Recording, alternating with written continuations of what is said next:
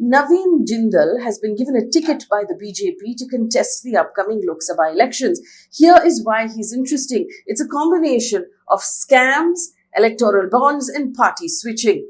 Now, Navin Jindal is part of or one half of the Jindal brothers, Sajjan and Navin Jindal, and the Jindal industrial family. Now, as of 2023, according to Forbes, this was the fourth richest family in the country.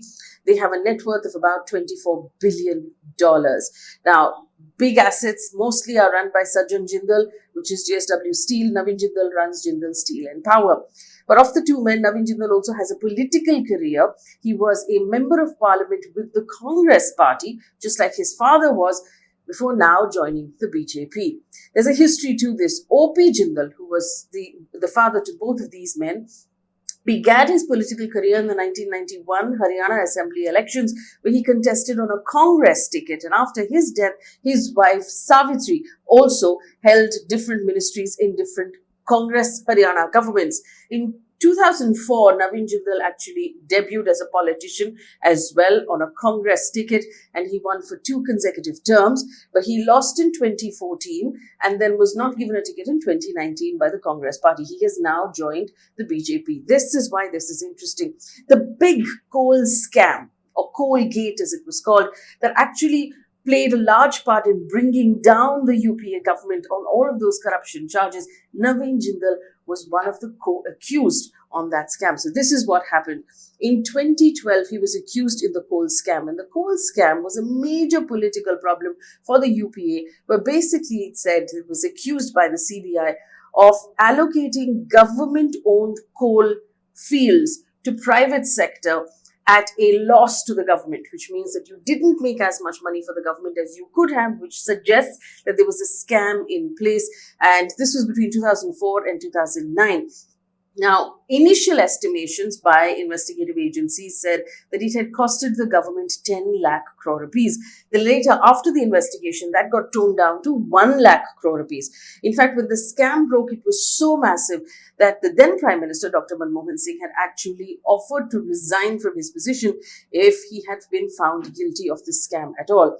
But as the scam snowballed and the CBI began to investigate, there were industrialists that were named in the charge sheet. Navin Jindal was named as a co-accused. In 2019, and this date is important, a special CBI court framed charges against Navin Jindal and 4 others in connection with a coal block in Madhya Pradesh, in the Uttan coal block, allegedly for making incorrect claims and for deceiving the coal ministry for that allocation. Now, at that time in 2019, Navin Jindal was already facing trial for another coal allocation in Jharkhand.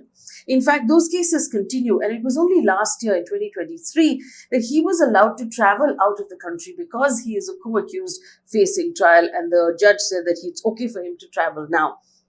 Another piece of this puzzle is electoral bonds.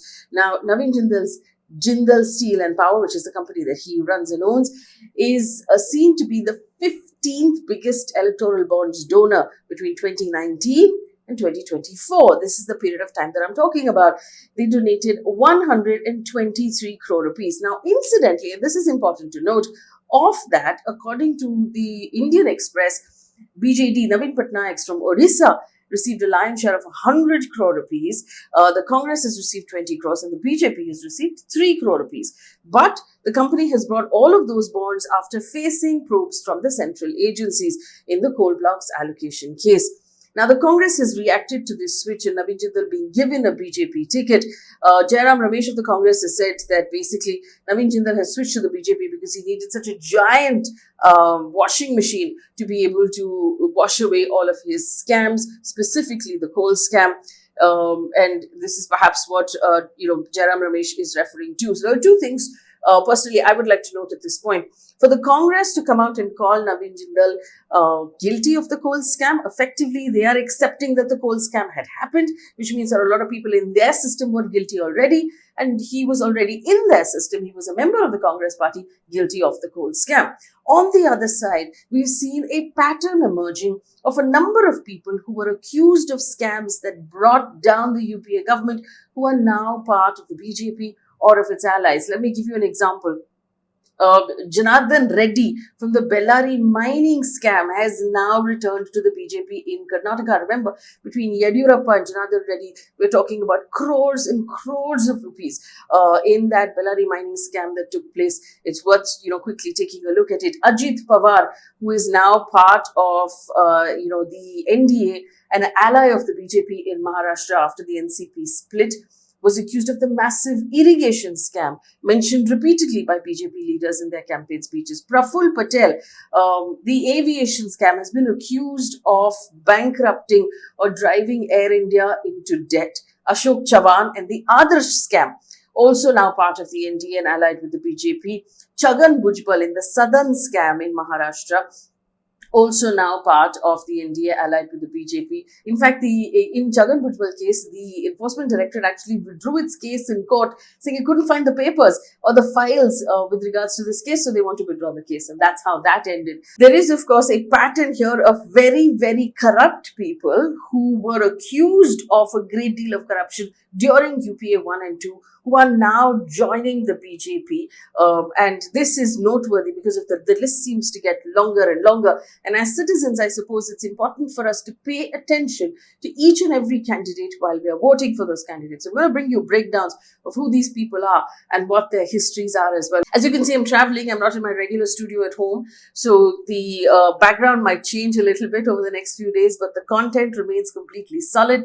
So give me a thumbs up in the comment section if you find this useful and you want us to bring you more breakdowns of different candidates and their histories and what you should know about them before you go into vote.